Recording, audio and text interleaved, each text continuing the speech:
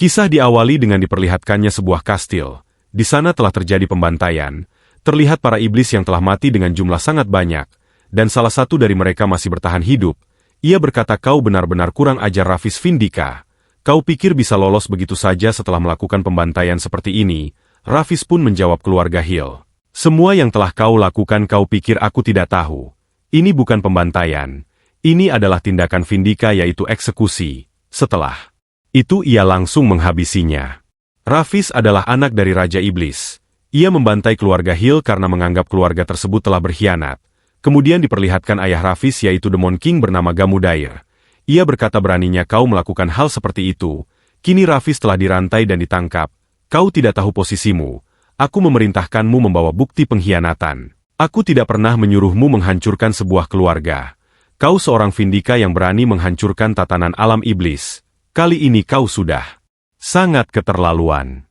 Rafis menjawab, "Apa yang ayah bicarakan? Buktinya ada di mana-mana. Ayah juga tahu para sampah itu tidak bisa diselamatkan, karena para parasit tua yang menempel pada keluarga Hill itu. Meski ada bukti, kita tidak bisa menghukum mereka. Tahukah ayah berapa banyak kejahatan yang diabaikan?" Ayahnya menjawab, "Eksekusi memiliki prosedur hukum.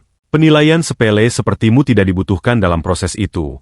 Rafis membalas, "Prosedur katamu sungguh konyol. Kegelapan dilahap oleh kegelapan yang lebih pekat.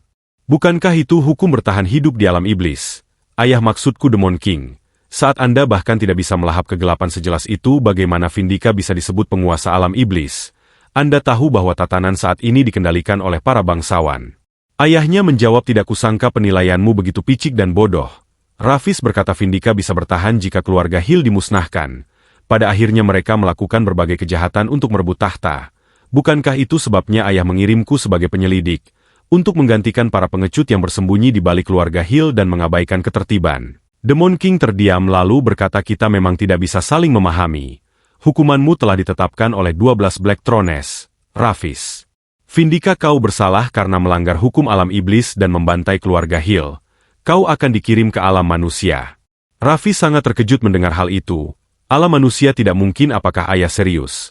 Demon King menjawab, "Tebus dosa-dosamu di alam manusia, di mana kekuatanmu akan disegel. Lalu pelajarilah martabat sejati seorang Vindika." Rafis menolak dan berkata, "Tidak ayah. Meski Hill itu menghabisi orang, mereka tidak menghancurkan jiwa." Demon King memerintahkan, "Kenapa kalian masih berdiri di sini? Laksanakan segera hukumannya." Orang-orang berjubah maju dan mengeluarkan sihir yang langsung ditempelkan ke tubuh Rafis. Ia terus berontak dan berteriak, "Berani-beraninya kalian melakukan ini kepadaku. Hentikan sekarang juga. Aku tidak akan pergi karena aku tidak salah." Salah satu dari mereka berkata, "Nikmati waktumu, pangeran tidak waras." Yang lain menambahkan, "Aku akan menjaga tempat ini dengan baik." Rafis semakin marah dan merasakan tubuhnya sangat kesakitan. Rafis Vindika dijatuhi hukuman turun ke alam manusia. Lalu terdengar peraturan alam manusia, "Kau harus menjalani hidup dengan sungguh-sungguh di tubuh yang kau tempati. Kau tidak boleh mengakhiri hidupmu sendiri sampai akhir masa hidup itu. Kau tidak boleh menghabisi sesama manusia. Pelanggaran aturan ini akan mengakibatkan penghapusan jiwa." Tiba-tiba ia terbangun di tubuh seorang manusia. Ia melihat tubuhnya dan merasa sangat kesal. "Rambe, dasar orang kurang ajar. Jika aku kembali akan kucabut tanduknya." Seluruh tubuhnya terasa sakit. Apa yang terjadi dengan tubuh manusia ini? Apakah aku terperangkap dalam tubuh menyedihkan ini? Kenapa sangat sulit bernapas? Apakah tidak ada tempat yang dialiri belerang di dekat sini? Tiba-tiba seorang perempuan masuk dan berkata, "Kakak, bicara apa?" Ia terkejut dipanggil kakak. Perempuan itu berkata, "Kakak akhirnya sadar, syukurlah." Lalu langsung memeluknya dan berkata, "Aku pikir kakak tidak akan pernah bangun lagi." Rafis berpikir siapa dia sebenarnya. Apakah ia saudara-saudara dari tubuh ini? Kemudian seorang perempuan lain datang dan memanggilnya Minho. Ia berkata, "Terima kasih sudah bangun, kamu pasti sangat kesakitan selama ini." Minho berpikir, situasi macam apa ini dan apa yang harus kulakukan sekarang? Bukankah alam manusia disebut sebagai salah satu dari 3 neraka besar? Kemudian seorang pria datang yang tampaknya adalah ayahnya. Ia berkata, "Apakah kau sudah sadar?" Ibunya menjawab, "Sayang, Minho baru saja sadar." Namun tatapan ayahnya terlihat dingin dan tidak peduli. Ia berkata, "Bersiaplah dan pergi ke sekolah mulai besok. Kau sudah berbaring selama seminggu dan punya banyak hal yang harus dikejar." Minho justru merasa tertarik pada sifat ayahnya yang dingin karena terasa seperti iblis. Ia tersenyum tanpa sadar hingga adiknya bertanya apa yang terjadi padanya. Minho berpikir, gawat, aku langsung menyukai sifat itu tanpa sadar. Sebelum ingatan tubuh ini kembali, aku harus berhati-hati. Keesokan harinya ia pergi ke sekolah diantar ibunya. Ibunya berkata jika merasa tidak enak badan segera telepon aku. Minho berpikir aku bersekolah di alam iblis 600 tahun lalu. Masuk sekolah manusia di usia ini benar-benar terasa seperti neraka. Manusia bahkan tidak mampu hidup sampai 100 tahun. Sebaiknya aku menjaga sikap agar jiwaku tidak dihapus. Yang perlu kulakukan hanyalah kembali ke alam iblis dan mewarisi tahta ayahku. Di kelas seorang teman memanggilnya dan meminta uang iuran yang tertunda. Tubuh ini bereaksi ketakutan dan ingatan pahit muncul. Ia sering dirundung dan dipukuli sampai menangis. Minho berpikir jadi alasan seluruh tubuhku sakit adalah karena mereka. Pria itu menggeplak kepalanya dan berkata kenapa kau begitu takut pada temanmu sendiri. Ayo bayar iuranmu sebagai tanda persahabatan. Minho teringat pelajaran di sekolah iblis tentang manusia sebagai makhluk rendah yang menyembunyikan kelemahan dengan kekasaran. Ia berdiri dan memegang kepala pria itu. Manusia ini benar-benar bodoh. Lalu menghantamkan kepalanya ke meja dengan keras. Teman pria itu marah dan hendak menyerang. Minho menatapnya tajam dan berpikir kekuatan demoniku bereaksi. Ia dengan mudah menghindari pukulan dan membalas hingga pria itu terlempar. Teman lainnya mencoba menyerang dengan kursi. Namun Minho menoleh dan menendangnya dengan keras. Mereka semua terdiam melihatnya. Minho berkata manusia menjadi kasar untuk menyembunyikan kelemahan mereka. Apakah kau pikir kata-kata kasar akan membuatmu kuat? Ia kembali menendang hingga lawannya pingsan. Lalu tersenyum menyeramkan dan berkata adakah yang ingin menyumpas rapahiku lagi? Ia benar-benar terlihat seperti iblis yang sedang menikmati kekacauan di hadapannya. Namun mereka semua terlihat kebingungan. Apa dia benar-benar Minho? Apakah dia memang sekuat ini? Bocah berkacamata berkata apakah kau baik-baik saja? Minho menyadari kalau bocah ini tadi mencoba membantuku. Kelihatannya cocok sekali untuk digunakan jadi pelayanku. Minho berkata aku baik-baik saja, dan terlihat waktu sekolah pun telah usai. Dia bersama dengan bocah berkacamata pulang bersama. Bocah itu berkata serius deh bagaimana kau bisa menangani mereka semua sendirian. Kau benar-benar sangat keren sekali. Minho, apa kau reinkarnasi dari isekai atau semacamnya? Minho berpikir apakah dia sadar. Bocah itu kembali bertanya apakah kau reinkarnasi dari dunia bela diri atau dunia game. Minho berpikir kalau pelayan ini sudah tahu identitas asliku. Namun dia teringat di saat berada di dalam dunia iblis. Rambe berkata, Rafis di alam manusia kau tidak boleh menghabisi manusia. Itu bisa membuat jiwamu dihapus. Rafis berkata memangnya kenapa? Bukannya Guru Cynthia bilang kita sebaiknya hancurkan manusia yang vulgar. Rambe berkata itu hanya ucapannya saja. Kau tidak boleh menganggap remeh kematian manusia. Kita adalah dewa yang mengatur kematian. Dia berkata tapi manusia terus mencoba saling membunuh satu sama lain kan. Rambe menjawab itu karena mereka sangat bodoh. Maka dari itulah ada kita. Ingat ini baik-baik. Jika kau menghabisi manusia dan jiwamu akan dihapus. Rafis berkata tapi itu tidak penting juga. Aku kan demon god. Aku bahkan tidak akan pergi ke alam manusia. Dia teringat percakapan dengan Rambe saat itu. Dia berpikir kalau tidak bisa menghabisi manusia. Bagaimana caranya aku menutup mulut mereka? Bocah berkacamata itu berkata kalau reinkarnasi memang ada. Itu pasti enak. Andai saja aku bangun di dunia lain. Minho menyadari kalau yang ini bau rasa sakit penuh keputusasaan yang sangat kental. Perasaan itu dapat dirasakan oleh Minho. Aku tahu reinkarnasi dan semacamnya itu tidak masuk akal. Aku tahu lebih dari siapapun. Sebanyak apa kau menahan diri sebelum lepas kendali. Minho pun senang. Ternyata dia tidak sadar. Dia hanya mengarang saja. Bocah itu berkata kau luar biasa sekali tadi Minho. Dia pun terlihat tidak senang dan sampai merinding karena dipuji oleh manusia. Dan kemudian scene beralih. Sepertinya Minho telah berada di rumahnya, dan berpikir saat manusia terkutuk. Demonic power tentu saja diaktifkan. Seorang demon yang terkurung di tubuh manusia seharusnya tidak bisa memakai demonic power. Apa yang sebenarnya terjadi kepadaku? Tapi ini sesuai dugaanku. Memangnya pernah ada batasan bagiku. Aku adalah pangeran iblis. Namun dia merasakan sakit tiba-tiba di sekujur tubuhnya. Karena tubuh ini terlalu lemah untuk menahan demonic powerku. Seluruh tubuhku terasa sangat sakit. Aku baru hidup sebagai manusia selama 1 hari. Dan rasanya sudah tak tertahankan seperti ini. Kalau sesakit ini, bagaimana caranya aku bisa tidur? Namun tiba-tiba dia langsung tertidur tanpa sadar. Dan diperlihatkan keesokan harinya. Dia yang kembali berangkat sekolah. Dan bertemu dengan bocah berkacamata. Dia berkata sudah berapa lama ya sejak aku terakhir merasakan hidup sekolah yang normal. Terima kasih Minho, karena kau tidak ada yang macam-macam dengan kita. Dia menjawab terserah saja, karena aku lebih memilih menghajar mereka. Dia berpikir dalam hati kalau dia ingin menguji demonic power-nya lagi. Bocah itu pun sangat terkejut. Tiba-tiba ada yang memanggil mereka berdua, Zheng dan Minho, jadi bocah berkacamata itu. Bernama Zheng ya guys. Ternyata itu adalah gerombolan dari para pembuli yang sebelumnya. Dia ternyata mengajak kakaknya untuk melabrak Minho. Pria itu berkata, kau yang macam-macam dengan adikku ya. Aku sudah melindungimu selama ini hanya dengan imbalan recehan. Dan begini caramu membalas kebaikan itu. Jeng terlihat sangat ketakutan. Berbeda dengan Jeng. Minho bahkan sangat senang mendapatkan perlakuan seperti itu. Dia sampai berbunga-bunga. Yaitu aku. Orang tersebut pun mengajak Minho untuk mengikutinya. Dia dengan senang mengikuti pria itu. Pria tersebut berkata kepada adiknya. Adiknya bernama Rio. Sudah kubilangkan, jangan sampai kau dipukuli. Dan kau malah dipukuli oleh tikus kurus kering seperti itu. Ternyata dia namanya adalah Jeng Minho ya guys. Bocah berkacamata belum disebutkan siapa namanya. Pria itu pun berkata, apa yang kita lakukan soal ini? Kalau kau kubiarkan, aku terlihat seperti kakak buruk yang tidak bisa menjaga saudaranya. Begitukah yang diajarkan ibumu? Dia pun menuju kepala Minho. Apakah ibumu mengajarimu memukuli teman baik? Minho menjawab, iya memang seperti itu. Pria tersebut pun sangat terkejut. Apakah kau meledekku? Dia langsung akan menampar Minho, dan Minho berpikir, kalau umpatan manusia matang yang membawa-bawa nama ibu memang selalu menyenangkan. Dia pun langsung menahan tangan pria tersebut dengan sangat mudah. Dia menggenggam dengan sangat keras. Apa-apaan bocah ini? Minho berkata, wahai ibu yang maha kuasa, yang memberi racun kepada lidah manusia. Dia pun langsung menghantam pria tersebut dengan sangat keras. Katamu kekerasan hanya mengikat raga, namun suara busuk menggerogoti jiwa. Orang-orang malang ini sangat ingin menemuimu. Dia benar-benar dihajar oleh Minho sendirian, yang membuat mereka semua sangat terkejut melihat hal itu. Dia pun sampai babak belur. Pria itu meminta teman-temannya untuk membantunya, dan mengeroyok Minho. Jadi kalian akan menyerangku bersamaan.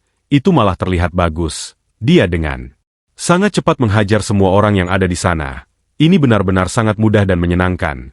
Bocah berkacamata sangat syok melihat kejadian ini. Bagaimana mungkin dia bisa sekuat itu? Minho pun sepertinya telah selesai menghajar mereka semua. Dan terlihat mereka yang jatuh pingsan tidak berdaya. Minho sangat senang. Ini sungguh menyegarkan. Dia pun teringat dengan pamannya. Paman, yang memberikan kekerasan kepada manusia saat ibu menciptakan kutukan.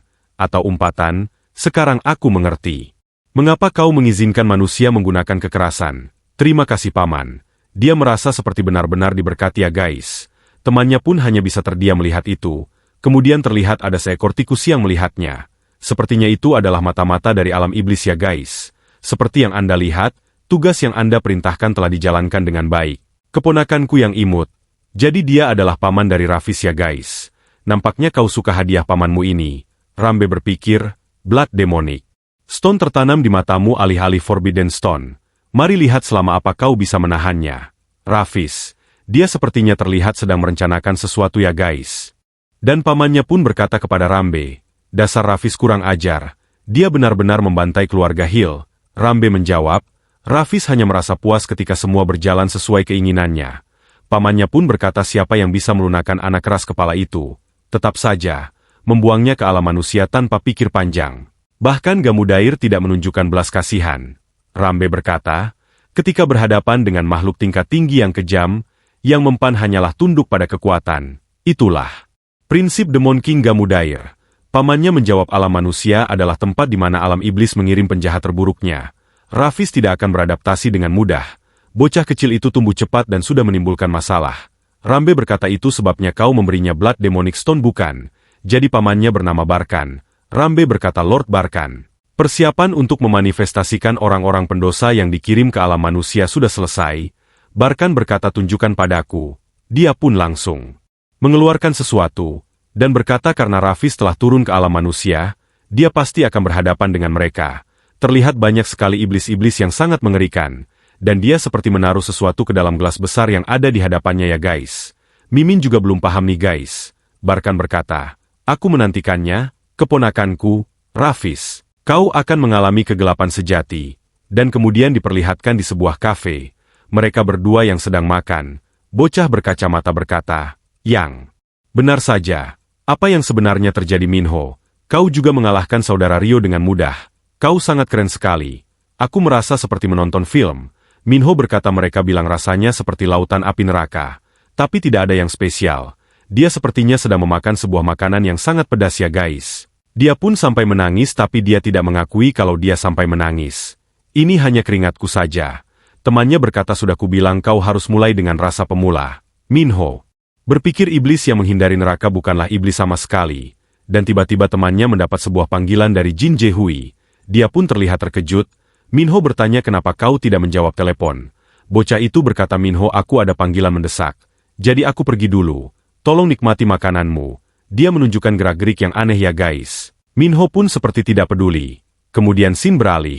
Diperlihatkan di sebuah tempat, ada seorang wanita dan pria yang sedang ditato. Wanita itu berkata, jangan bergerak. Kau akan terluka. Kau seharusnya membayar hutang tepat waktu. Sepertinya pria yang ditato di dahinya adalah seorang yang memiliki hutang ya guys. Kau menambah pekerjaanku jadinya, dan ini telah selesai. Pria itu tepat ditato tepat di dahinya. Sepertinya berhasil, kau punya kulit yang bagus. Dan tiba-tiba bocah berkacamata itu datang ke tempat tersebut. Wanita itu berkata, kenapa kau terlambat sekali? Jadi bocah itu bernama Sion ya guys. Kemarilah dan lihat ini. Buka matamu lebar-lebar dan lihatlah baik-baik. Apa artinya ini? Dan itu tertulis pencuri. Dia dihukum karena tidak melunasi hutang. Lalu bagaimana denganmu Sion? Apa janji kita berjalan baik? Sion terlihat sangat ketakutan. Dia berkata kalau bag terus bermunculan. Wanita itu berkata, kau pikir ini lelucon? Kenapa kau begitu lamban? Dan dia pun langsung meraih tangan dari Sion. Mungkin kau akan paham jika aku mengukirnya di tanganmu. Dia benar-benar sangat ketakutan, dan memohon untuk tidak melakukannya. Wanita itu berkata, Sion, dengarkan aku baik-baik. Ini adalah kesempatan terakhir yang kuberikan. Kau tidak ingin berakhir terbaring seperti itu juga kan? Jadi lakukan persis seperti yang aku katakan. Dan pastikan semuanya dipersiapkan dengan matang. Kemudian scene beralih. Sion yang telah berada di rumahnya dan menghadap sebuah komputer. Bisakah aku menyelesaikannya? Tapi jika aku tidak melakukannya, Jin akan melakukan itu kepadaku. Jadi wanita itu bernama Jin ya guys. Dan kemudian diperlihatkan di kamar Minho. Dia merasa kalau perutnya sangat sakit. Sepertinya itu efek dari makanan pedas yang sebelumnya. Apa ini yang namanya lemah terhadap pedas? Perutku seperti terbakar, dan rasanya seperti seluruh tubuhku akan hancur. Aku hampir tidak bertarung dan bahuku hampir copot. Tubuh menyedihkan dan lemah ini, aku Rafis Vindika, tidak akan tumbang oleh hal seperti ini. Dia pun langsung melakukan push up dan sit up. Aku akan memperbaiki tubuh sampah ini bagaimanapun caranya. Tidak ada rasa sakit yang bisa membuatku menyerah. Dia benar-benar melakukan itu dengan serius. Dan kemudian diperlihatkan keesokan harinya. Sion yang telah berada di sekolah. Dia memegang sebuah flash disk yang berisi sebuah aplikasi. Dia pun berpikir aplikasi ini terlalu berbahaya. Dia teringat dengan perkataan Jin. Kalau dia disuruh untuk memastikan semuanya disiapkan dengan sangat matang. Sion sepertinya sangat cemas dengan hal itu. Dan kebingungan apa yang harus aku lakukan. Tiba-tiba Minho mengagetkannya. Ada apa denganmu? Kenapa kau begitu terkejut seperti itu? Sion berpikir haruskah aku meminta bantuan dari Minho? Tapi tidak. Jika Minho yang sekarang pun akan berada dalam bahaya. Jika terlibat dengan Jin, aku tidak bisa membiarkan Minho ikut terluka. Namun tiba-tiba Minho menyadari sesuatu. Dia merasakan kalau dia pernah mencium bau ini sebelumnya. Dan ada seorang wanita yang terjatuh di hadapannya. Wanita itu bernama Sung Ye. Sion pun langsung akan membangunkannya. Apakah kau? Tidak apa-apa. Apakah kau terluka? Terlihat dia yang pingsan. Namun Minho menyadari kalau itu adalah sebuah energi demonik. Bagaimana bisa ada dalam diri manusia? Dan tiba-tiba ada seorang guru yang menghampirinya. Apa yang terjadi? Bertahanlah, kita akan menuju ke UKS. Dia langsung menggendongnya. Namun terlihat sebuah lambang di tangan Sung Ye. Dia menyadari kalau itu adalah lambang keluarga Hill. Lambang itu ada di tubuh manusia. Bagaimana bisa? Aku harus memverifikasi ini sendiri. Kemudian diperlihatkan di sebuah rumah sakit. Di sana Minho datang ke tempat itu dan akan masuk ke sebuah kamar. Namun dia dihentikan oleh seseorang. Kau yang di sana tunggu sebentar. Apakah kau temannya Sung Ye? Dia butuh istirahat sekarang. Jadi tidak diizinkan adanya kunjungan. Minho pun langsung menatap tajam ke arah penjaga tersebut dan berkata, aku memberimu Oblivion. Dia pun seperti terhipnotis oleh Minho dan langsung duduk di tempat tersebut. Minho berpikir bahkan dengan demonic power selemah ini, kemampuan selevel ini bisa dilakukan. Tapi ini hanya sementara. Dia pun langsung masuk ke tempat itu dan bertemu dengan Sung Ye. Namun Sung Ye tidak mengenalinya. Ada apa ini? Siapa kamu? Namun Minho kembali berbalik bertanya. Lalu siapa dirimu? Sung Ye bertanya kenapa kamu tiba-tiba masuk. Minho langsung memegang tangannya. Minho berkata beraninya manusia. Kenapa kau memiliki lambang keluarga Hill? Sung Ye berkata omong kosong macam apa ini? Minho berkata jika kau tidak ingin masalah jadi runyam, katakanlah dengan jujur. siapa identitasmu yang sebenarnya?